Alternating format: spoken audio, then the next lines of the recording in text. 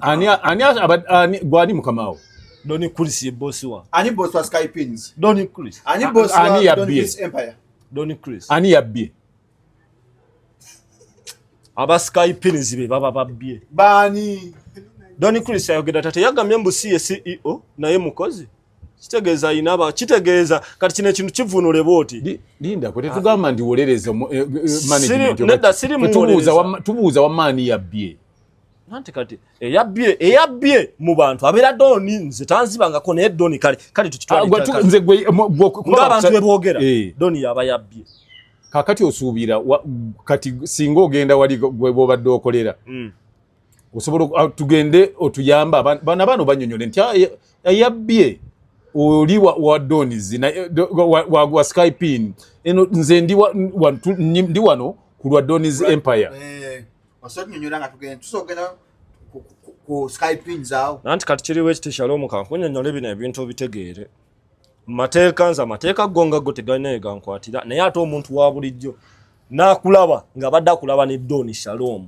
asobola n'okukuba ebbulooka eyabbiddwa ssente ze kiŋŋamba ekyo kadaye gwe okkiriza nti abantu babbiddwa sobola okyo bayita habitasha collaborating with Arongo Dua an accomplish of Donny Chris you collaborated with somebody who stole other people's money kitegeeza abagenda okukwatibwa tuba bangi ne Shalom nga mwali stop it nkugamba kino anti omanya ekituyambye gwe otugambye babadde bakusasula emitwalo 15 buli lunaku ani akusasula ani by the way kati mulemedde ku emitwalo 15 buli lunaku Surange Women Syrup eddagala erikakkanya obulumi mu nsonga z'abakyala oba ziyite cramps lisange mu pharmacies drug shops oba supermarkets lino lyakakasibwa National Drug Authority. Abantu bangi bo balowooza mu ddagala lyaffe ery'obutonde okuva edda abantu bakozesanga nkola ya kizaala gumba. Mu India omuti guno gukozesebwa nnyo nga enkola eya family planning. Ate era naffe ku Biva Organic bangi batera okutubuuza temirayo nakyo family planning ku Biva Organic tugukozesa omuntu tujja ne tumulagirira bulungi bw'asobola okugukozesa ate enkozesa yaagwo nnyangu oil ono ayamba nnyo okukola ng'enkola ey'ekizaala gumba ate nga yeesigika omuntu etajja kuleetera side effect era gwe omukyala ayina mugamba nkozeseza enkola endala ate nezintiisa ni mutyono mulungi nnyo okukola nga birth control method ate eri reliable kubanga properties ze tezina bwe za affectinga reproductive system ate mbofu nebizimba ate ozibikira enseke ate akuyamba n'okukelenzinga woyagala okuddiramu okuconcevinga tekikutwalya na budde kuba kikola boss ku basajja n'abakyala okusobola okukola nga spermicide kati gwe munaffe abadde teekateeka babadde ayagala okuba n'enkola yonna munakyo therapies osobola ate okukozesa ebintu ebibwa Muna Herbal Mouthwash wegendereza agabbe obutakuguza bikyupuli by'eddagala erigenda okukulaza n'okujjamu amannyo ng'eddagala ettuufu okugajjanjaba eryakakasibwa National Drug Authority weeriri mu pharmacy ne drug shops baliyita Muna Herbal Mouthwash era n'ewaka lyetusenyesa Muna Tubanjulira Katogo Collections abeegulidde erinnya mu kutikkula n'okutuusa engatte z'omulembe mu kibuga Kampala. Tusuubuza n'okutunda engatte za buli kika omuli eza gentle, sneakers eziri original ne open shoes ennungi ddala. Tusangibwa mu kibuga wakati ku Ham Shopping Ground ku Chains of Liberty ku dduuka namba CL37 ne 38. Ate mmwe ab'eggulu mwabalidde empanga tulina branch yaffe eya Katogo Collections ku street ya Jomo Kenyatta Road. Ate ng'eyo tulina kalonda yenna okuva ku ngoye ez'abaana, abakyala, abaami n'ebyomunju byonna.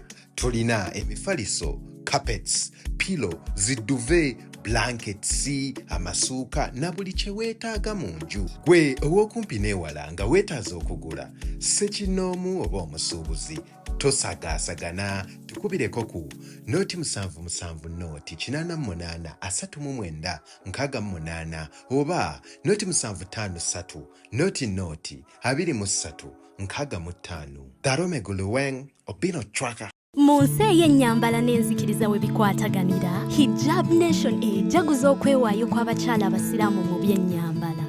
abakyala muli b'amaanyi mulina obusobozi muli balungi ate bakozi nnyo twegatteko olw'okugenda mu maaso n'ennyambala mu kulyowa emyoyo enkulaakulana n'okuzzaamu amaanyi mu by'obulamu jangu wezzeemu amaanyi ositule n'abalala tusanyukire wamu okoleze omumuligo nga 23/8/2025 ku Thobani Center omwaliro ogwokubiri okuva ku ssaawa 6 ez'emisana okutuuka ku ssaawa 2 ez'akawungeezi okuyingira emitwalo 5 gyokka ne miliyoni 2 emmeeza ey'abantu 8 jjukira buli nnusu eyamba Hijab Nation empowering Muslim women biwagiddwa Mimi's Glamour Palace Right Now Print Creations Ecop Juice Sanctuary Mami Gadgets Flory Flower World Jeje Sounds wamu ne Rashida Veils and Makeup.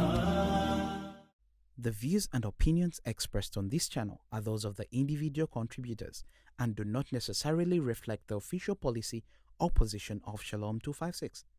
Any content provided by our contributors is of their own opinion and is intended for informational and entertainment purposes only. We encourage viewers to conduct their own research and consult with qualified professionals before making any decisions based on the information presented on this channel. Welcome to Shalom 256. It's happening with Tugamba. Katoe Tugamba is happening. Ngomanya oloku Shalom 256. Don't forget to subscribe. Gwe yakatoe yunga kaya kagule simu yakafuna Wi-Fi. Ate gwe subscribinga nkujukiza okusoka notification bell ako wagulu akadekola bako wagulu obengo okasayo ngofuna each and every opera that we put. Amanya yedoboz nze Shalom Haddad Kawesi omwanjuzi JB ali ku kamera. Wabula ate stambulanze ka mtusi wakwa nafe aba Solange Human Slap. Abatalonzi bwanga muri mu nsonga Solange afana bwati musange mu supermarket ne drug shop esunda ebyamadagala. Ate ekyenyayo kiri mu mbu ogula Solange ogulyako ne pad amasomero kano kamwe pad yine ewera eringere mu ka mint abakyala mutegera kyenjogera ko ewera tesiwa tewunya gula Solange olwanyisa obulumi ng'oli mu nsonga ne pad ozifune omuteke mu Sikibe amasomero abaga osubira Solange namba yine eri 0774 499894 njidam 0774 499894 yakasibwa National Drug Authority etongo ekyekenenya ebyamadagala mu Uganda. On my right I have Mzee Ibrahim Samatimba amanyiddwa nga Mzee Kagato lero munyivu simanyi lwaki ate eno nawo meremenya gwaita mere nala ngakufisha moya Skypins ngakwita mere aliwa tokozesa kigambo ekyo mwana Shalom cha Skypins ngakwita mere ku Skypins ko obadde favorite child wali wonna mbadde mbeera kumpi nnyo n'omugagga mbadde mujja bunyama tewekaza weyanjire kubatula bamba Mzee Kagato abalami ba Shalom 256 mbalamusiza nnyo mbebaza okuba nti mwekomedde ku mukutu mbebaza okuba nti musubscribe nze mulike nze ne musharinga era abo bonna abakafuna amasimu bakafuna obusobozi obugenda ku mukutu guno kyoba olwanirira kubeera ku mukutu guno osobola okuba nti osigala ng'oli mumanyi otambula n'okumanya naye Mzee nakyali mugumu owulira asobola oyogera ekigambo subscribing kweja emyaka abantu abasinga abali naddala obwana modolo yo bulowooza nti amasomero ge bayita traditional schools zatandise ku mulembe gwammwe olaba ekigambo subscribing osobola okifuluma no what I'm trying to say ngezaako okukulaga kino nti abantu balowooza nnyo nti birina kubeera ku mulembe gwe kati ate gwegwedde engunya okuba nti ojja kuyiga oluzungu boli nabalumanyi ekyo kikopye ku mulembe gwaffe ku mulembe gwe tekyaliwo you are very funny ekigambo subscribing oba subscription twalina manya nti kyaliwo nga bakikozesa mu kina mwami kakati demakwolesa butamanya abantu bajja kulowooza ntotegeera sebo manya nti okubeera member nga muwayi musi ezonna osasula subscription fee nga tubadde nga ba member kilabu zino zona Kampala kilabu golf kilabu biki hambi obwongo muleme bukumanga nga katunda nga tebakikozesa kale ngati bati bakikozesa anti kati goro omanya abantu abasinga obungi balowooza nti wakoma okumanya kuba bamanyi kati bamanyira wano nti ensi weekoma okumanya bambi tusinga woko meremenya mwana muto buza kubatula na apita 256 basebo ne banyabo amanya meremenya from China nga bulijjo ndi wa Shalom 256 from China sebo nze nava nze nava China. Menya from China. Ga from Sky Pins. From China too? Nava China. Nenga manya meremenya. Amenya kama tufu ye gwana. Bampita mwesi wa Derrick. Wali munyankole? Mama wange munyalwanda ne tata muganda. Ha, obitandise. Obitandise. Mama wange ali Kenya Kisumu. No, reality. Amanya. Mwe buwanvu. Mama wange mukyala bambi munyalwanda. Then tata wange musajja omuganda. Gwe mwesigwa Derrick. Yenze mwesigwa. Sina linnya lya eriye kikadyo siririna. Yali mala mwesigwa mukama mwesigwa. Tulina mwesigwa Derrick amanyiddwa nga meremenya. Ngona atamanya akafunye esimu leero. Mtaja content creator atenga badde personal assistant wa Don Chris. Sibadde personal assistant. Olabye sebo. Mwesi ba Derrick ge manyaga. Ngoli mwana muto basalako emyaka. Nedda si kyekyo kyennyini jeje myaka jange emituuka. Nemeka. Nazalibwa 2000. Bamuzala mu 2002. Era ndi mazalibwa gange. Ndi mazalibwa 2002. Ndi mazalibwa na akagali. Emyaka 20 mwemeka. 23. 23. Ndi muto. Kakati nedda atende mako kakati gwe tonna kutula panti 3. Panti? Under panti. Leka tena muzee atena yo kugira ate utandika kuzole yabuza. Anti kakati okusoma omazeddi. Kale mbuli awasoma kutula kyameka. Utyandika okugula ku panti onungamiri wakakutula 3. Maliriza mu kwa 10 okusoma. Omwaka ogwedde. Maliriza tonna tonnatandika tonna kutulayo neemu. Nene ddali nazenzize nkutula. Ate tukubalanga pampa ezo tuzibalanga pampa kuba onamala okusoma n'otandika okwegulira. Kale muzee wali myaka jange 2 wali wakakutula panti mmeka. Mu myaka 2? Kale 2 mwena wali wakakutula panti mmeka. Anti bw'obeera mu myaka 2 kasita oba ngomaze okusoma tukusuubira okutandika okukola bw'otandika okukola olwo ne weegulira nga gwe weegulira kati awo bw'oba omala ng'olina 2 w'oyingirira 2 mu 3 oba okutuddeyo emu. Kati kyogamba kati gwe tonnaba uliriza kyogamba kati mzee manyi myaka emeka gye natandika okwegulira ke change edduuka. Kasita oŋŋamba nti osoma gw'oba tonnatandika kukola ki? Kuba n'amateeka agafuga Uganda tegakkiriza mwana wa myaka 16 kubanga yeyekolera ebintu. Nanti kati gw'omanyi otya nti abazazi gw'omanyi otya nti nze yabyekolera. Simanyi. Mmwe mwalwangawo zikutulo olw'ensonga temwagulanga mwesibanga mukwano nkugamba bye twasibanga. Kati etona kikutula besibanga ebintu. Ng'ate ogambye ndi maama w'Omunyarwanda bebeesibanga enkutu. Ate siffe kati ekyo n'olwekyo anti tojjaayo kino anti enkutu mu Uganda temuliimu yeesiba nkutu. Bazesiba abasiraamu. Kati omusiraamu si yeesiba enkutu. Bawarabu be bazeesiba. Bano bamuzeeyi bayuzanga amasuuka n'agata amasuuka mukaaga yeesiba bwata akabina ne kagejja. Mbadde nti njagala kubuulira mukwano bwe baakuzaaliranga nga ne Uganda ebadde erina ne factory yali ekola zipanti. Wayambala ku pampa muzeeyi kagato. Pampa fwe ebiseera mwe banzaalira nze wannappi. Wali wannappi. Twali bannappi baayide. Maama gy'ali anti ate sigamba nti no n'abuuza nti oba yafa ate ki. Nze last born. Ewa kitegeerako. No last born bulala. So, omwami ono yabadde akwata esimu za Don Chris. Shalom toyogera bwoti. Lwaki kati omwefu omanyi ne Yesu. Tukalikoye mu restaurant munda. Sako posing eba ne tufa. Ne Yesu baba bamwegaasu. Nedda Shalom ekigambo kyakozesa. Nedda Shalom abadde akwata esimu za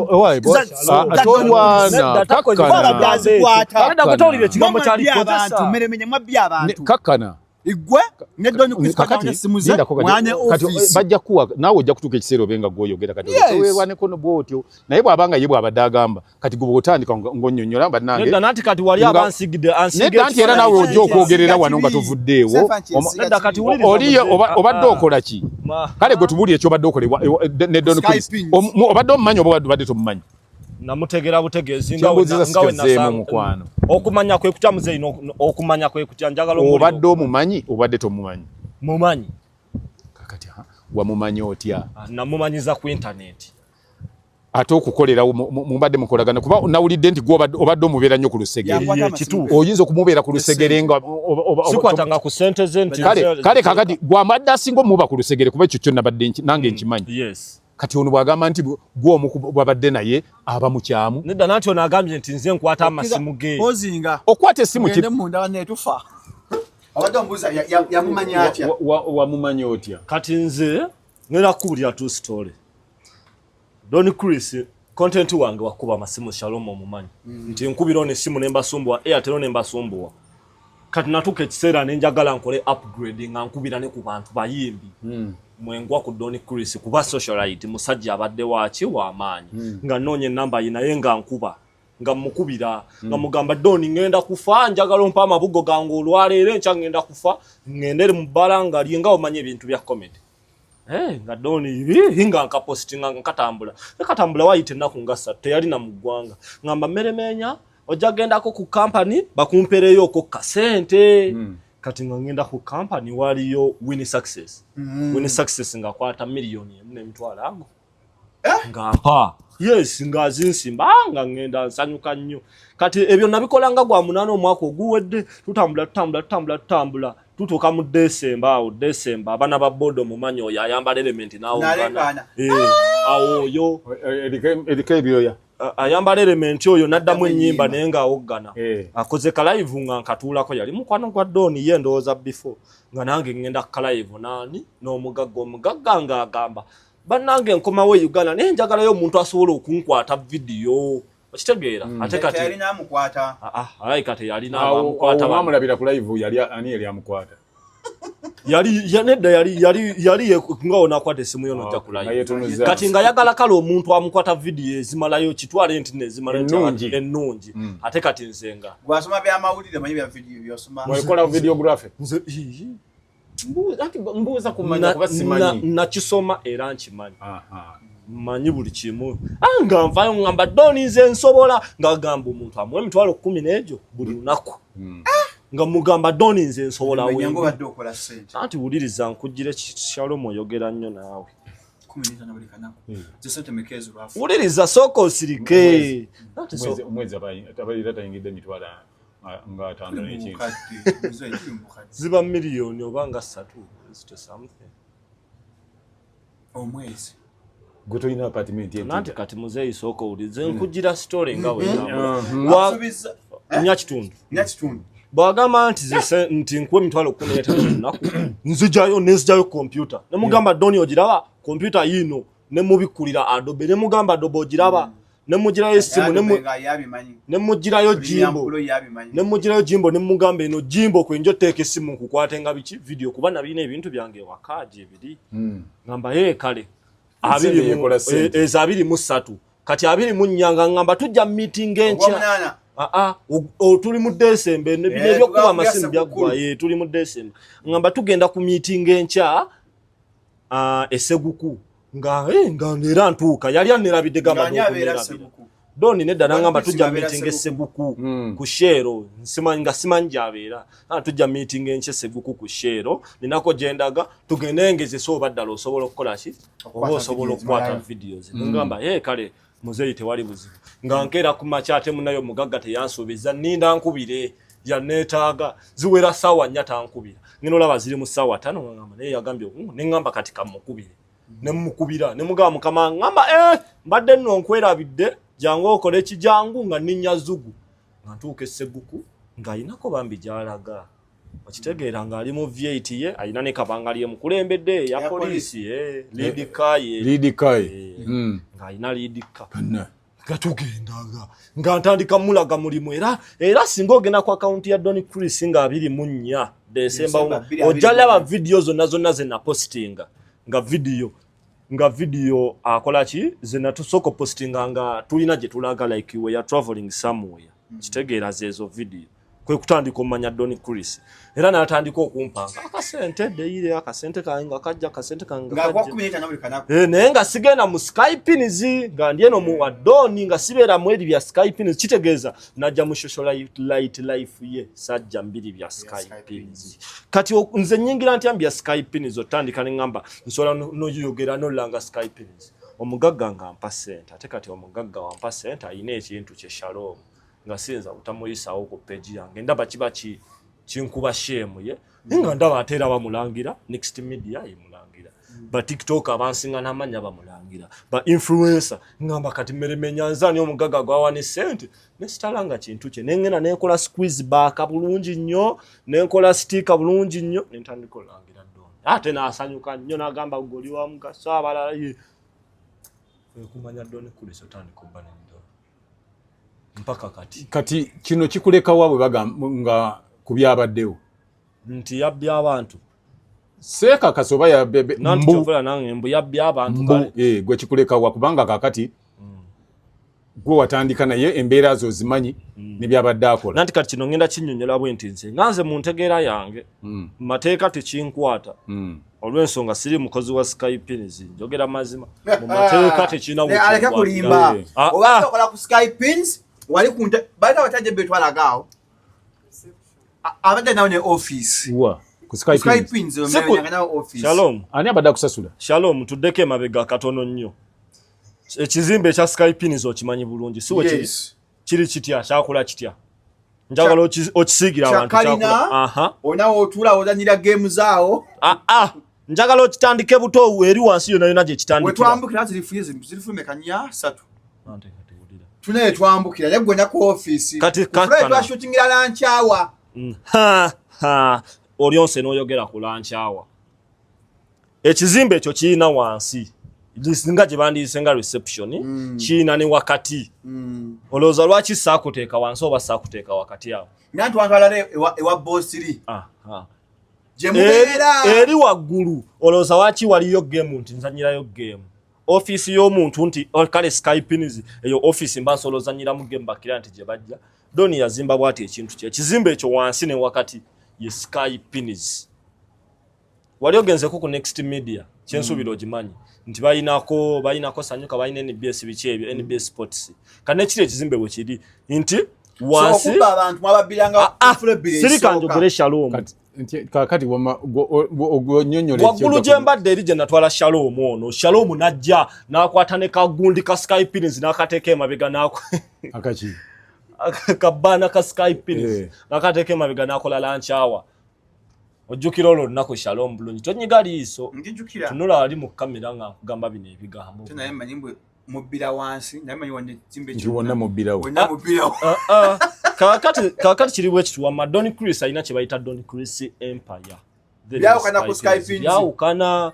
nti wadde omuntu wammayo omu naye byawukana kati bivaayo kati nedda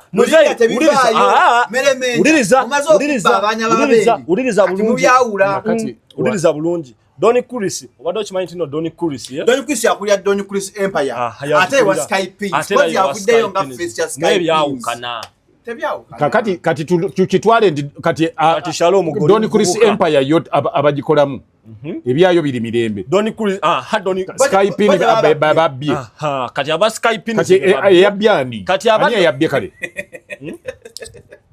ani yabbye abera kati nanti bagamba mbu Don Chris ye yabbye ate atali nyinyi wa Skypins ali mu Don Chris Empire kugamba ajja kubeerawo baba Don Empire bajja mulaba nanti kati mbuza Don Chris Empire kolaki Don Chris Empire yabayimbi Shalom mu abamawulire nti we mujja kugenda eri ku Empire wa Don waggulu mumubuuzeeko biki bya vibe kale yo ya vibe bemwagala okubba bo ba wansi bemwagala otwala ebweru bemunatwala ebweru temubakkiriza wa Don bote kuba batawali lwaki mwagala mixing ebintu danse mbuuza byogera bujja ostegedde waliwo mbagambye waliwo Skypins waliwo ne kibayita Don Chris Empire ebintu ebyo byawukana nti Don Chris Empire ne wona abo ogigulawo yo kibiina kale kiringa kya entertainment nti nino muyimbi nti kale muyimbi bya entertainment bwe bito badde okimanyi nti Don oyo yali ategekangako ne ku bivulu namugwa sanyuka TV okubba abantu nemuteeka neyembali tenyaza okusanyuka mwakavaayo uliriza njagala okwate bulungi obasanyuka TV yakola kimanyi nzo boji nako obezi chidina kombe ko ibadde balanga wamma Don Chris Empire yonga yo Empire yayo ne Skypins walabake motukeza aliko Don Chris Empire lwaki teyazitimba ko Skypins tours and travel naziteka ko Don Chris Empire ne badde tour and travel Skypins eri tours and travel kati ye yabbye kati eri ye bayabbye kakati kyetubuuza nti gwe obadde okolera nanyini yeruwa mbadde no ku Don Chris Empire ngana ko Skypins ato baddeyo yasamira muri Shalom nedda lindako gwobadde obeerawo mbadde mbera ku Don Chris Empire Don Chris Empire eruddawa on the same building ani gwali mukamawo Doni Chris bosi wa. Ani boss wa Sky Pins. Doni Chris. Ani boss wa Ani Doni yabbye. Chris Empire. Doni Chris. Ani yabbye.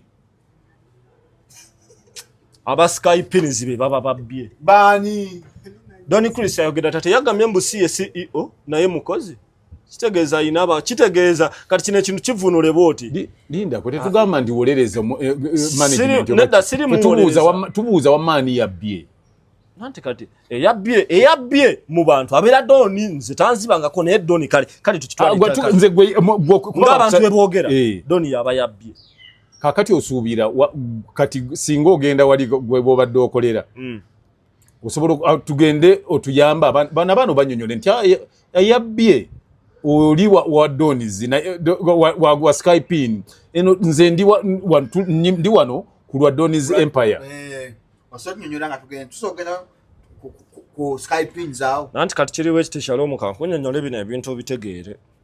Mateeka gonga go tegalina gankwatira naye ate omuntu wa bulijjo n'akulaba nga badde akulaba ne Doni Shalom asobola n'okukuba ebbulooka eyabbiddwa ssente ze. Kiŋŋamba ekyo. Kadaye gwe okkiriza nti abantu babbiddwa. Sobola okyo bayita obitasha. Collaborating with Arongo Dua. An accomplish of Doni Chris. You collaborated with somebody who stole other people's money. Kitegeeza abagenda okukwati batuba bangi ne Shalom nga mwali. Stop it. Nkugamba kino anti omanyi ekituyambye gwe otugambye babadde bakusasula emitwalo 15 buli lunaku. Ani akusasula? Ani yabbye? By the way, kati mulemedde kuje emitwalo 15 buli lunaku. Tetukiremeddeko. Doni yali ampa emitwalo 15 buli lunaku. Nenda banga sente nyingi. Bila ne message njirina. Nga nenda banga nyingi. N'omugamba otya? Ne musindikira message. Ne message mwe nsobola okujja. Ne mugamba Doni toddamu kumpa sente bweziti. Nyingi nnyo. Nyingi. Ne message njirina muno Shalom obo jagala nsolo jiplay. Kozi gwa mwesigwa. Bwe bakugambye nti ono musajja mukulu ne bagamba ntategeera. Ngani?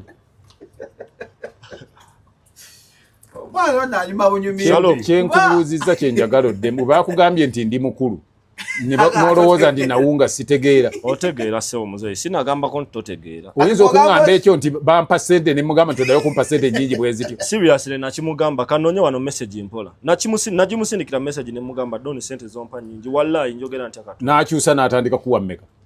Era kasita nakimugamba n'atandika limiting akyampange wiiki wabakwatidde 10 wabakwatidde 2. Ziri zaali zikuyisa zitya 15. Zaali nnyingi mwana. Waliwo ssente nnyingi. Natutona byozeetaagisa. Nga ndaba nga tolina kyogenda zikola. Zaali kingi nnyo. Ate kati nze nno natandika obbeera ne Doni. Shalom okimanyi nti waliwo abantu abadde babeera kumpi ne Doni naye nga mission yakuba luseke. Kati laba baweewole bansindikidde message omugaga wange tali mu ggwanga. Abani? Abaweewole. Gwe yagoba ssente nnyingi. Wodoli okugamba mbu ziri ssente nnyingi kyembuuza. Nanti kati natuuka ekiseera nga Doni mulabanga muganda wange. Nanti kati kirina kyembu. Nga ndaba kisusse. Nga ne wozitereka wajjudde. Sente zaalinga nyingi. Wali tewacha ale muzee agamba singa nze yali omusiru. Nze sigwe ngamba nze njala kumanya umanya. We wali ozitereka wali wajjudde kuba wateeka okuba wensonga yali ekugambisa nti sente mpa nyingi toddayo zimpa. Nga either zikukalubiriza oba obeera nazo nga tolina kyazikolamu oba okuba nti walinga wozitereka wajjudde after all. Nedda nze natuuka ekiseera nga ate ndaba nze amukalubiriza. Waliwo olunaku n'olumu yagamba naye omukalubiriza nnyo. Tewali lwe yaŋŋamba naye nze nakiraba bulabi ne ŋŋamba nti obadde oni kati ono ndabika mukalubiriza. Agana kalubizwa mbulamu genda Chicago collections of nengoye ezakabi bali kuhaamu awo oba ku Chain of Liberty eduka CL 3738 obenga ofunye engoye ezakabi suitcases bed cover by'ompaso n'ebyomu nnyumba. Wali genda ku Jomo Kenyatta Road osange Katogo collections. Yeno audio. Yo audio nagistarlinga no gistarling.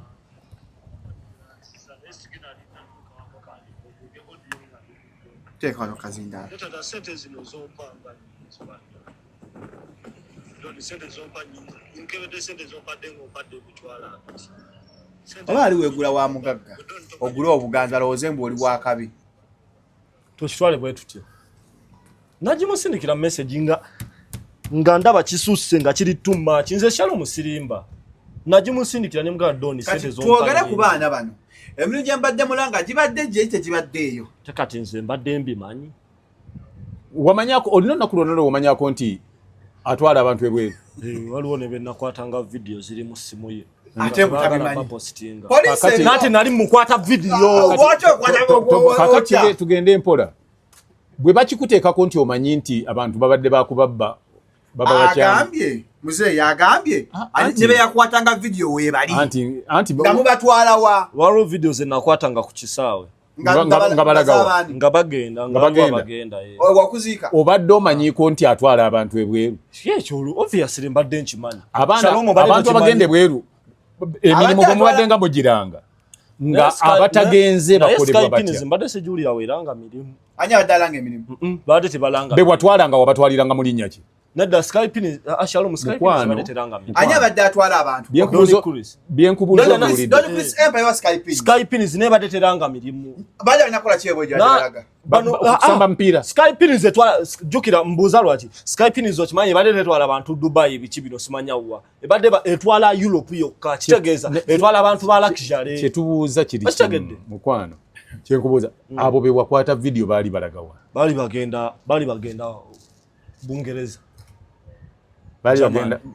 balakizeni baga abantu bagenda Canada abantu abatagenze nga refund yabwe badde ngeekolebwa etya okola kyo nti baba refundinga sente nga bw'oba obadde olina okugenda n'otagenda kyemmanyi Skype nizi kyensuubira abadde alifundinga ng'abaana era abadde abawanga sente kubanga video nina zentandisolawe eziri ku page ya Skype nizi ze yakwata naye kali tayagala nga zita kati azitadde ng'abaana babawa sente omwana nayogera n'agamba amanya yenze gundi nebaza Skype nizi refundinze sente zange oba mwabisetinganga kakati kyembuuza olinako abantu b'omanyi nti mu kubawase ogambye baali bagenda Hello everyone, I'm Irene.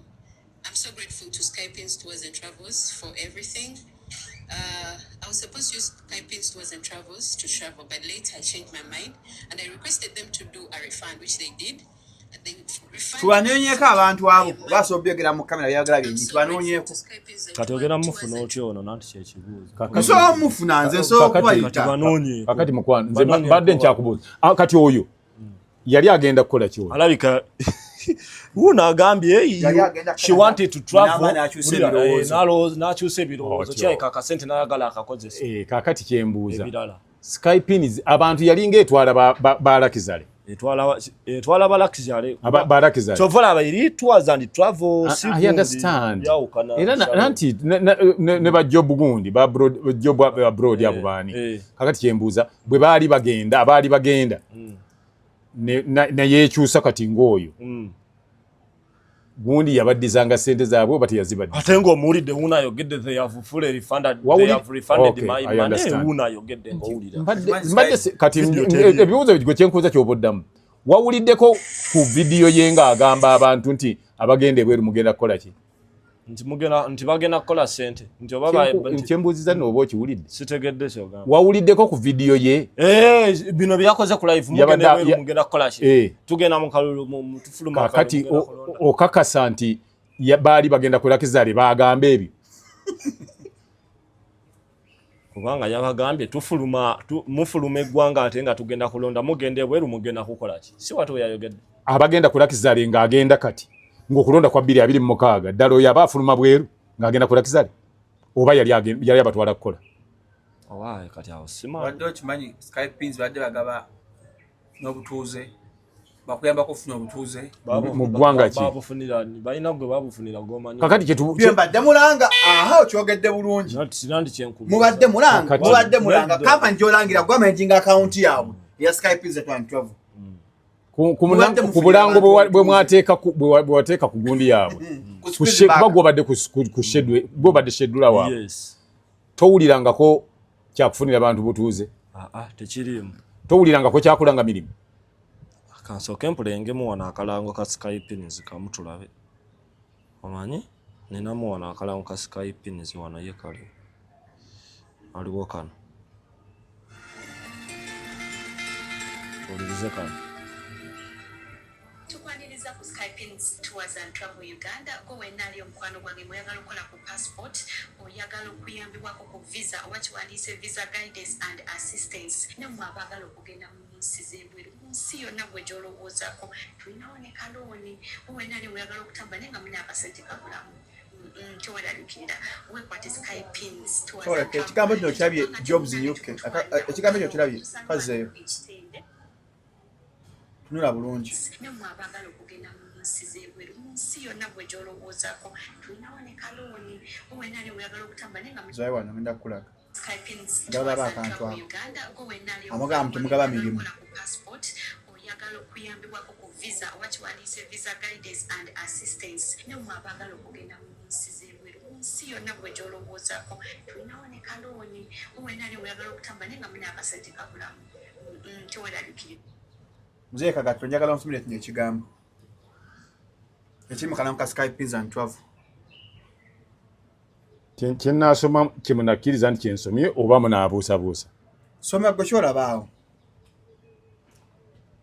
jobs in UK we are hiring meremenya njagala nsomere kino ekigambo kyekyo kyasomye Jobs in UK okay kampuni mtafunya abantu mirimu etwala abalakiza kakati njagala wuliriza bigambo ani schedule wo bulango buno nze njagala wuliriza bigambo bye yayogera mwami meremenya njagala wuliriza bigambo bye yayogera mwami meremenya ogambye kana akalango go akateekamu bino tewasoma ku bintu bino ngo okateekamu akalango njagala wuliriza bigambo bye yayogera mwami meremenya ani yateekangayo obulango buno obuli wa Skype nze yabukola mwami meremenya ani yali akwasaganya okola akala ogamba okola akala ngo obuteka ani ya postinga ngebirango na biposting mwami meremenya watekangayo ebintu bino ngo obikeberamu obanga tobikeberamu Shalom kati njagala tudde kusaidia Shalom mbadde nkubuuza wasomanga kubanga otuliza ku schedulinzi nga towulidde ekyo schedulinga naye n'otuuka okulaba ekintu nga kino nti we do hire people and we give them jobs in UK n'ogamba nti baali tebafunira bantu omuntu gwe bahayalinga abakulakizali nze mbadde manye twala abalakizali ani yateekangayo obulango buno nze nabo postinga nga buteka mukwano ani yali akola kale kakati nyamba akakala nkabadde kazanya ku TV obo buzanya ku TV nze ndi obulango buno ani yabutwalanga ku TV Doni Kulis obulango buno ani yabukolanga Doni Kulis ani ya postinga ku media z'abantu Doni Kulis ani ya postinga ku page yo page yange nze nkateeka page yange nteekayo kano kankakulage kano kali kuyani ako tekali kuyange kali mu simu kali saved mu simu ako kali mu simu wakasevinga okajja kuki ku Skypins ku page ya Skypins Skypins yali etwala abantu abroad ku mirimu oba yali tebatwala sitegera kyemubuuza Skypins yali etwala abantu abroad betwala ebweru abroad betwalanga abroad yabatwalanga kukola mirimu oba yabatwalanga kuyaka nene daka kino ekintu kikolebwe tuti kaliko emirimu ye kaliko emirimu shuwa kwegiri fine kwegiri nti bafuna emirimu naye tebakyogera nti bafunira abantu emirimu ekyo sinnakibuuza nti bakyogera mu ddoboozi tekirimu anti ebiwandiike bye bisinga obukulu mu ddoboozi ekintu ekiwandiike ye bwino omulungi kyekikiyisa bwino kakitegeeza kati muvunane yakola tetuvunaana kati bino nati temubibuuza bwana mwesigwa asibadde personal bwana mwesigwa kati skuta ina nenawe skuta ate tomu skuta bwana mwesigwa skuta musajja wa bbaala sajja mudigize abadde musanga mu bbaala okali kulisi bwana mwesigwa mbadde nkyakubuuza wamma bwana mwesigwa nzenze omuntu abadde alinya ku kampani Doni Krisi Skypins ebadde etwala abantu okubafunira emirimu ebweru kati ekyo sikimanyi akalango kano okalabye nkalabi ebigambo bino bibadde bigamba biti jobs in UK kitegeeza ki emirimu e UK awo wabayuwano oba bweru oba abaza kugamba UK mole kansanga babeera UK oba cheka abantu tukiriziganye oba tukiteeke ku Doni Krisi nti yali asente z'abantu abalinga bagenda ku mirimu oba gwokimira naye kati nze waliwo ekintu kyalo mu kyembadde njagala okwewala mbadde njagala neewala nnyo ebintu bya Skypins obadde okolerawa kubanga gwoyaniriza nabano n'obatwala waggulu n'otabateeka wansi ku Skypins naye ate oyagala ani yakwata fulaya ya Skypins n'agiteeka emabega Shalom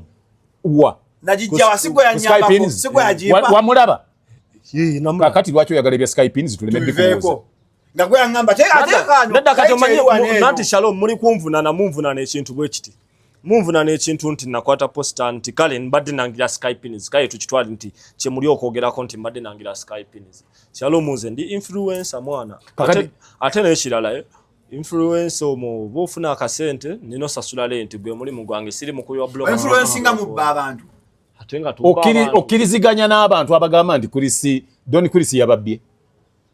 You agree with them? Sisobola gamba esaazi zino sola kifulumya nti nzikiriziganya nabo olwensonga sina bujulizi.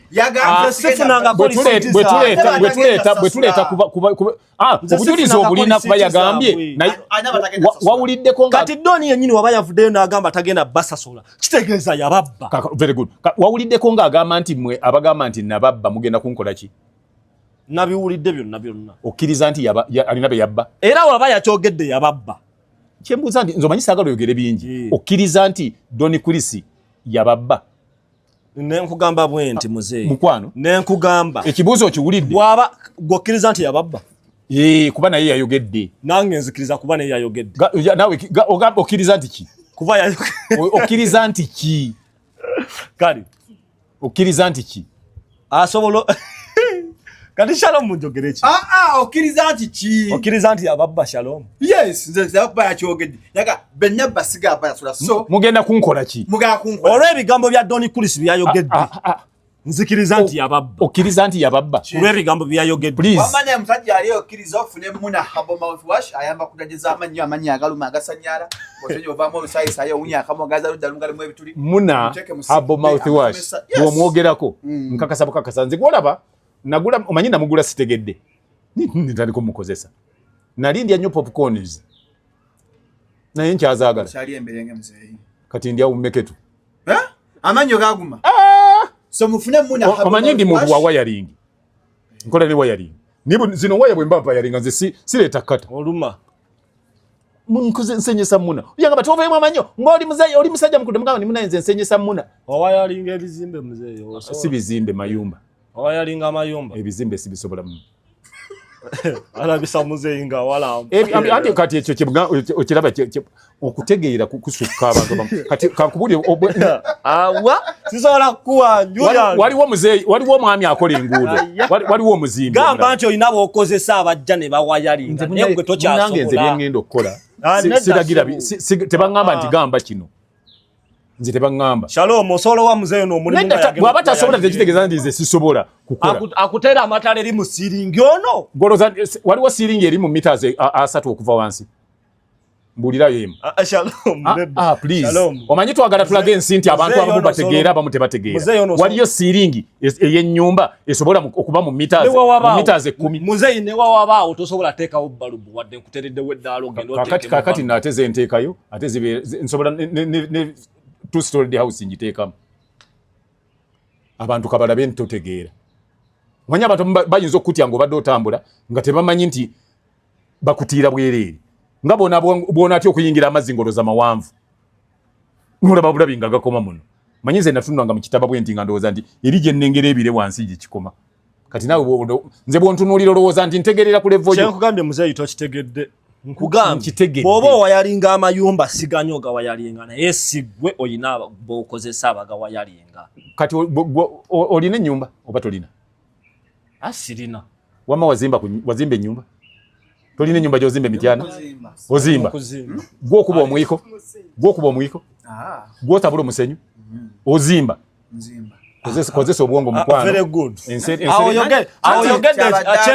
nze ebyo kati omuntu waliwo bwe tutukane wava muno akola benzi si abakutte supanda si abakutte kyekyo kyembadde ndi otegeeza kati ate obwo obwongo bwondozi kati level yesiku entambulira abantu njagala kati muzeeyi nnyongera okuddiramu nga nkugamba nti bw'obeera nga yeggwa wayalinga ennyumba mukama ono n'ansobozesa n'ampa sente ezizimba nga ye gwa agenda ojuwa yalinga gwe physically nga gwa agenda onyono kati ekyo sibwe kikola ati uliriza nati muzeeyi atugambye bwati njagala bwe mba nina byenkola bya waya bw'ebyo ngoba mpa yalinga waya sijikola ki aluma kitegeeza bw'aba aluma kitegeeza omuzeeyi ono awalampa ndi walampa kale no kankuweeyo na kino nkomerera n'okkomerera ali waggwe osolo situla ennyondo n'okona bwoti nkutidde kakati nkwate gwe mba ntwala ng'ennyondo gwe mba nkwata gwe mba ntwala kakati kyenjagala omanye olwaleero omanyi mwe mugenda bw'obeera awo bwoti bw'oba olowooza nti gwoli mwe musobola bino ffe tukoze ebintu tewali kye sisobola kukola kuba amaanyi ngalina era y'ensonga lwaki naawe bw'obeera eyo ogenda n'ondaba n'ogamba ono asobola kino nkisobola kubanga nze omubiri gwange nagumanyiza okukola ki omuntu yenna akeera n'owa muzeeyi ono ennyumba yajaji komerere ate nze nsinga okukomerera ebbaati eriba smart ate nkomerera mwamba nga bwakomerera yani eyo kati kuba bwe naamulagirira yabala tejja kola nteeka ku iyo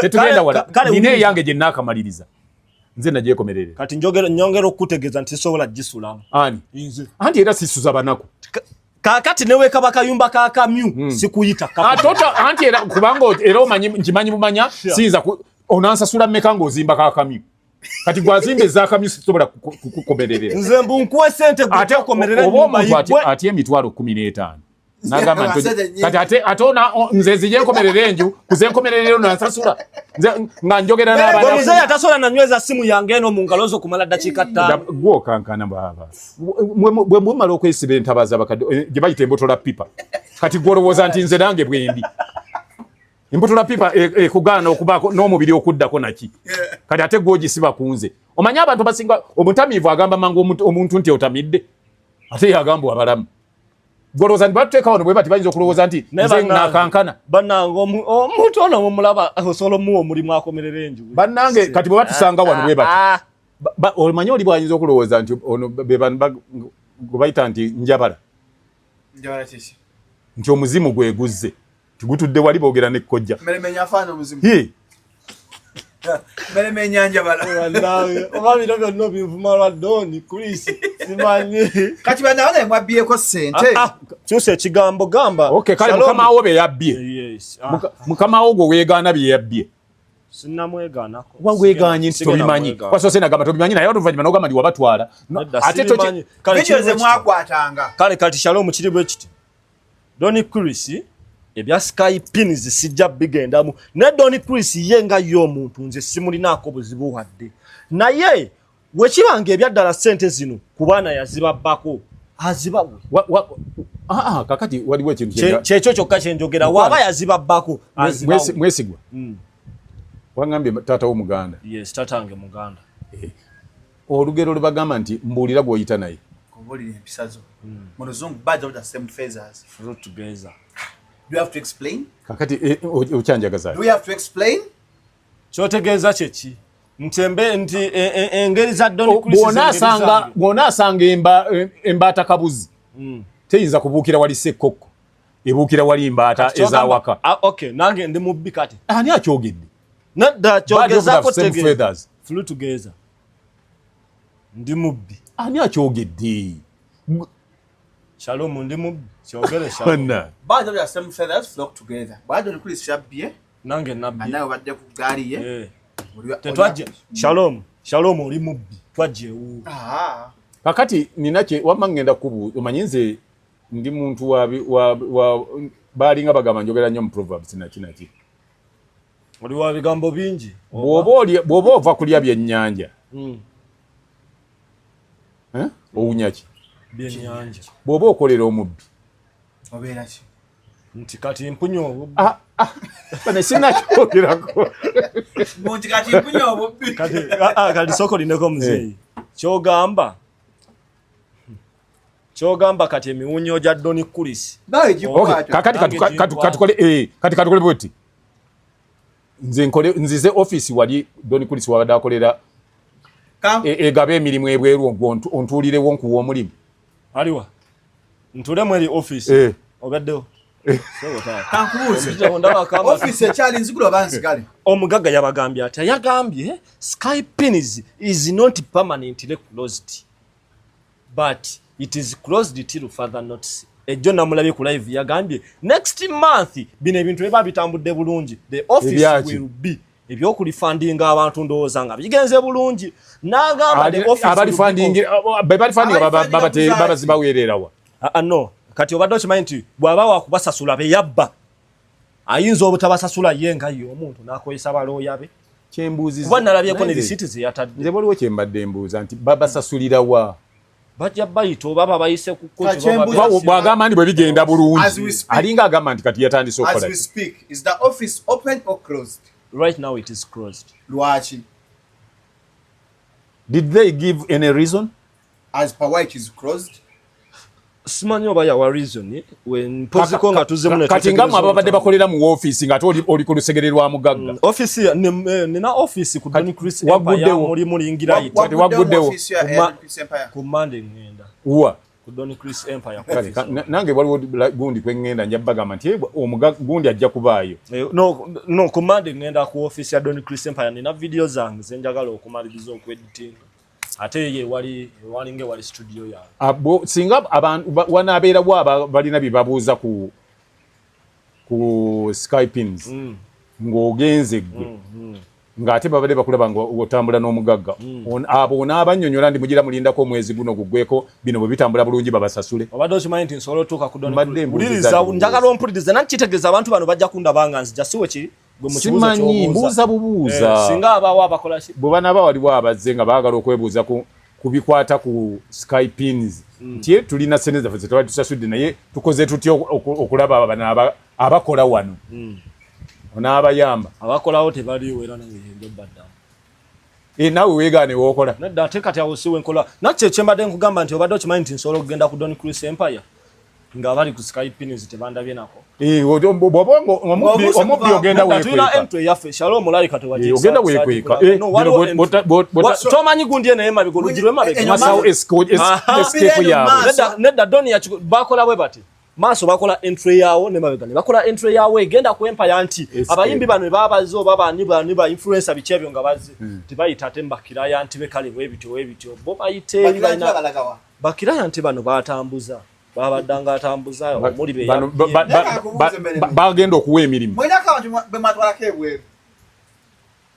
nanti ka Skypings nakajija mnawulidde Skypings yajja mwaka ki emazewo emyaka ena Skypings ntandise obeera nti ntandika obeera ne Don nanyini wa Skypings obulungi gwa kusatu omwaka ogwedde guno omwaka guno ebbanga lyomazeewo waliwo abantu abagendako ebweru bannange nabagambye kati bakadda wange nabagambye nti Don Chris waliwo abantu abagenda ku kisaawe engeri gye mmanyi video and what nangamba njagala ogenda onkwatireko footage eyo omusindikira era ne mumusindikira nze kennyini saalina waawo ku Empire wabula navuga buvuzi mmotoka nenve waka gye nali nengenda ne mbasanga ku kisaawe abagenda travel abatulaba mpozi okubajjukizaako bw'obeera ng'obadde olina ebintu byagala okutwala bano bantwala nina obugugu bwenjagala okutwala mu Europe sijja kugamba America oba naye Europe kuba weneekakasa migugu bajja kubanga bagikutuusiza bulungi nnyo bamigugu basangibwa wali eri kuba erigenda ekigo erweza ojja basanga bajja kubanga bakutwalira ebintu ebyo naawe abadde abitwala naye nga tuwabisibye bulungi ojja kutwala bajja kukolera packaging mu ngeri eri international oba eri ku international level nkusobola obitwalayo migugu ojja kubanga bakubira ku simu eri 0749469 ndoze simu ojulidde 0749469 beba migugu nga ebintu byo bitwala oba okubijja ebulaaya okubireeta wano mawanga ga Bulaaya muri Bungereza Netherland amawanga gali awo Sweden Denmark amawanga gonna agali awo sobola kubanga obireeta ne bituuka bulungi ate kyoli ekisingako oba ekyenkiza ekiriko kwe kubeera nti bo tebalinda nti ate container tenajjula oba ki ennyonyi ebeetokota kubateeka ebintu byo ne bigenda bamigugu bakafulu nnyo tubadde ne Meremenya abadde akane Don Chris Bwebalidde senza bannayuganda. Shalom nedda linda Shalom wakayise ekigambo nti abadde akola ne Don Chris obadde okola nani nedda nanti ekintu ekyo gwe nanti gwe nedda wuliriza oteekamu naawe balidde sente z'abannayuganda kale njagala ombulire naziridde ntyanze nti lwakuba bulijjo bazimpaako engeri gyoziryamu tewali aginyonnyola naye bw'omala ozirya olisayinza agamba ndi wakutte jiiko oba wagenze mu bidongo oba wagenze mu bbaalo baki yagamba zalina nnyingi nnyo kati kyogamba tukole bwe tuti nti bateekewo nti omuntu yali ne Don Chris kale omuntu yaliko ne Don Chris essaawa zino kale akwatibwe kyekiringa ekiriwo Momo 19 akyali ku office Momo 19 akyali ku Skypings olina enamba ya Momo nedda togirina njikuwa omukubireko sijina mbuuza gwadde akola ku Don Chris Empire Momo 19 akyaliyo nze nali nakoma dola ba Momo actually oba mwezi guwedde yava mu Uganda nedda nakoma omulaba nze nakoma omulaba kubeera namulaba nga nzijjawo nga naye atwala abantu Luxembourg simanyi nnyo kimanyi nze byaddala nali simanyi na Momo sijja kulimba Momo nali simanyi just namutegeererawo naye era teyabeerawo bbanga panvu yaliwo katonotono nagenda teyaliwo bbanga panvu Don Chris mwogera Don Chris nakoma oyogera naye bino nga tebinaba kubaawo n'ebyo byonna bino ebintu ebiziwo nga tebinaba kubaawo naye nakoma oyogera naye weeks 2 emabega office ne bali bagiggala wali ludda wache ekyaliwo what was the environment at the office was there any signs of closure kati nanti kiriwo ekiti Shalom ngenda yogera amazima ngenda kukolera ensi office ngeggalwa saaliwo wali ludda saali na mugwanga what were you told no ebya office bali balina bingambo olw'ensonga saali mukozi bali baggala office wali ludda no saali nali South Africa yes nga Skypings ekutambuza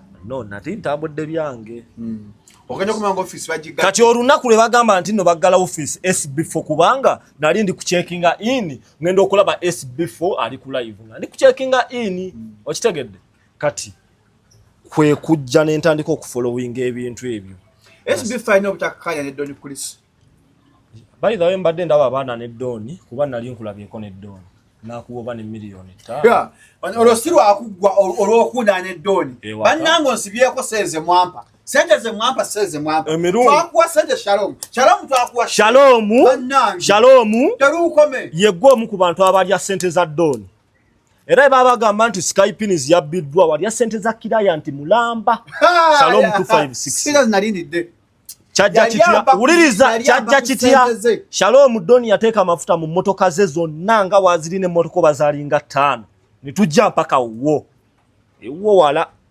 bisozi na miko okutuukayo netuukayo netukuba pate bulungi nnyo oba yaliddwo oba ki netumaliriza ne babala enkalu ne bazikuwa bakanyama kulisi byajja nabo yabasasula kitegeeza milioni nga 10 za kugweramu client mulamba saba nyati biliba biti nguma seganda baya museze kati nga tuvudde kwezo oyine ndalaze walira ku budget batya hotel ki Serena ndalaze walira ku Serena mubadenga mumpandika oyine kubalira sente zozolya ku Don mubadenga mumpandika oyine ndalaze walira ku Serena gwe ne kasuku mubadenga mutuwandika video jeziri ne baba wa sente ne wabawo nakavubuka kalala kali kasabiriza kanyama wa Don nakakwata nakajjawo nezo video wezi tetugamba kakati izo sente za katambuze bagadde office bobagala office wajogera ko ne Don zinako nanti mbadde nkunyumiza ntinzi kati kankubuli ekintu kiribwe kiti Don nakomo nyumya naye before even nga okugala office nga tezinnaga nga nakomo nyumya naye emabega ukisenzo ukisibi reason why ntinze Don ebisere bisinga yankubiranga simu nangamba ninake enjagalo onkwate jangu ninawe enjagalo ogenda jangu mbadde sina nnyo makulu jali nakuzino olwensonga abadde taliwo nga sina kye mukwata tetulina gye tulaga kuba pate kakati solo kategere mbadde nina kyembuuza wangambye ndi mwatambulako ne Don Chris awo mwatambuliranga nga alina liidika lwe wasooka mulaba nga bwogambye ndi wajja mu gwakusatu walowooza nti liidika bagimuwangaani lidiko solo jipangisa chensobira wana Uganda abadde agipangisa tutwale ya lidiko solo jipangisa kati simanyo babajimuwa bwo yajipangisa kati ekyo sitamanyi nenga yagirina wawulira ko nti alina bwe yagirayo emmundu kyosikiwulirangako wawulira ko nti alina emmundu ne waliwo n'ebifaananyi byateereddwa wamulabako ne mundu doni kulisi simulabangako na mundu naye abadde alina omukuumi ow'emmundu yakati omukuumi aliwa kati omukuumi yagenze naye oba nedda nanti tebafuluma anti naye ate nawulirako nti naye kyensuubira Shalom naye oyagala omukuumi w'amagye bw'oba oyagala omukuumi w'amagye muzeeyi oli musajja mukulu bw'oba oyagala omukuumi basobola ndi mukulu nze ndi mukulu nedda ngamba bugambi ne waba Shalom kyembuuza kakati abakuumi bano liidikka bwe yalina nakubuuza yagifuna atya abadde alina emmundu wamanyako nti alina emmundu waliwo abafaananyi bafulumye nga alina emmundu wabulabyeko mbukulaga saabirabyeko naye nzijukira nze waliwo eyajja nambala yatugamba nti yamugirayo emmundu nga mubanje emmotoka ye ebya nambala wabimanyako biseera ki emabegako biseera ki nanti kati webibanga ebyo bisi nambala Ameria nambala ate yamugirayo emmundu zedoni kirabika byamabeeka kati ate ebyo nze sibimanyi yino bikaka kafaananyi zize si mundu bbiri eno mundu nene ni wano mukiwato mundu awaliruddawo donkisadde w'amagye toyigaani mpozi nga toyiga awaliruddawo nedda ngamba akafaananyi kakano bakatadde mbuuza awaliruddawo olowooza simanyiwo katulowooze nti teyali mu Uganda naye kyensuubira oba eno si ono kake gundi kamoga Edward ne bano abantu banjawulo yono Cristiano asimwe nedda bino ebintu byanjawulo eyabbye abantu siye kamoga yani kamoga ali kubanoonya kamoga yoli abadde kubanoonya then ajja ku TV kati then eyabbye abantu ye Christian asimu yababbye awo yababbye bwabanga oli yabadde eyambala ebitengi nga mulala kuono naye nina akantu awo keneebuuza yeyambala ebitengi kamera zabukedde nga zamutambulirangako nnyo bwezito we zibatambulirako bonna abanoonya ne gye bafumbirwa ne gye bazaalira zituukayo naye munnaye yanoonya emirundi ebiri alabye ebiri yasooka nanoonya ogwasooka yali bubi naye ebiseera byonna byonna okunoonya nalabye nga okunoonya ko kufaanagana era omulimu ayogera gwe gumu nina kampani gye nkolera yali atunda masimu kakati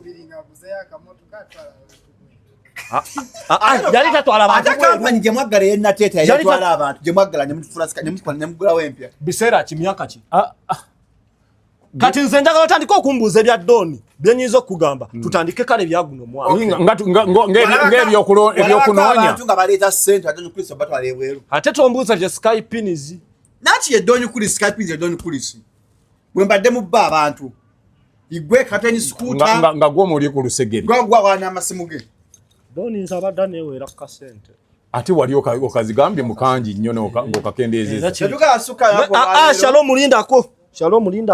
Shalom mulindako nga tonna gamaguzuka wano bade njalisooke tutereze bannanga alina omulimu yamba mmeremenya kuba kampani bagigadde Skypins ne boss yaduse mu ggwanga gwabadde akwatira amasimu nyongero bategeeza mmemera talina mulimu Shalom uliriza nyongero bategeeza bw'obanga bw'otyo bw'otegeeza nga bw'osongamu oti tebawooninga babakuza bubi kale kankole bwe nti nyongero bategeeza Shalom byayogera bibye nze Shalom nina business eyaki ntunda mifaliso mukwana mifaliso ki jo gyegiri banyo giringa gya Skypins weegiri najja abantu basasula nti onabaleetera oba nina edduuka eryange lirange liri ddawa ndi ku Total Business Center opposite Ham wotuka ku Hamu ina blocks kati business yo oba my own business tebukeranye wekyanga nga efeso gamba banye nyange ndi mukozi nange madde nkola bukozi nga woteri eze yagala emifaliso nga bina ayagala okumpagira ndi ku Total Business Center opposite Ham block D kirirawo wansi gwotunda emifaliso basement floor meremenya beddings kakali omufaliso gwa 5x6 okutunda mmeka kisinziro yagala mufaliso kirozi form euro form nenga kyolina omanya lina emifaliso okuva ku mitwalo 210 ezo ogwa 5x6 ngamba nze ngambe nine emifaliso 5x6 so namba yesimu bakuwagira abana muze yambuza 5x6 ngo yagala mufaliso kirozi uniform 5x6 inches mmeka njagala inches high density mitwalo 18 5x6 5x6 nja kujja nguguleko na nga gwa rais isi nati kati nze ngenda yogera mazima sigenda kuteramu sente nyingi mitwalo 18 ate 6 by 6 6 by 6 kisinzira n'ekika inches meka oziba meka waliwo 8 ne 12 kati gwa 12 baleese 12 ngenda kuwera kama 3 mu ejo ogende weeyagale spring mattress so some number yes spring mattress tetujagala 0759 45 82 86 munguleke mifaliso nina afanja lukuye namba giddemu teweddeyo nina obwangu 0759 45 82 86 n'olwedde nina abantu bange abasinga okumpagira ennyo era nnyongera okubebaliza no ku platform ya musajja wange Shalom 256 abaana b'e Saudi abaana b'e Dubai abaana abasistaff abagenda okuba ebyeyo bemutabba abetwala bokka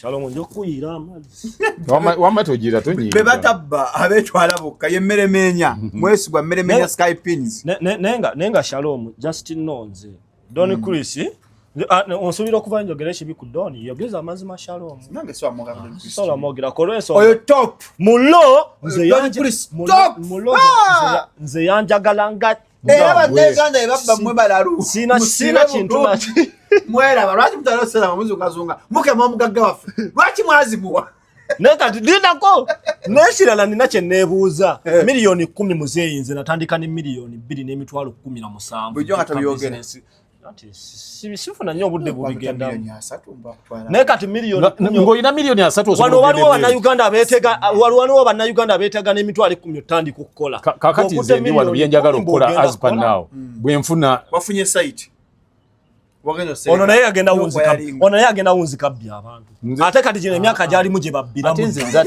ate ebyo nze sibikola nze ebyo sibikola kati kyenkola nze nkola ki nze ndi wange kati nina byenkole kati bankozesa bwe nzireka sigenda kunoonya kino bati ndi wange ka sikyasobola kuleeta ki bulungi mweraba